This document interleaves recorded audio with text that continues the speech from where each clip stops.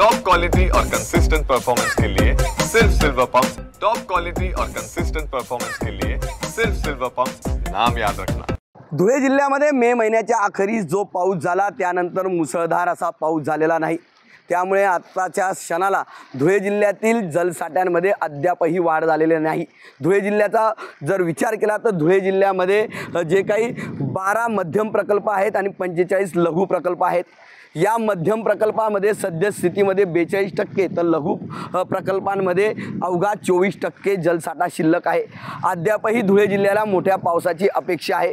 गेल्या वर्षी मुसळधार पावसामुळे या ठिकाणचे सर्वच धरणं 100% भरली होती। मात्र आज जून महिन्याच्या अखेरीस देखील अजून मुसळधार पाऊस झाला नसल्याने अद्यापही मोठ्या पावसाची अपेक्षा शेतकऱ्यांसह जिल्हावासियांना आहे। धुळे जिल्ह्यामध्ये आता 12 मध्यम प्रकल्पामध्ये 42% आणि लघु जे प्रकल्प आहेत 45 त्याच्यामध्ये अवघा 24% जलसाठा आहे। मोठा जर पाऊस आला तरच या ठिकाणी मोठ्या प्रमाणात ही जल प्रकल्प जे आहेत ही भरणार आहेत। मात्र मोठ्या पावसाची अपेक्षा अजूनही जिल्हावासियांना आहे।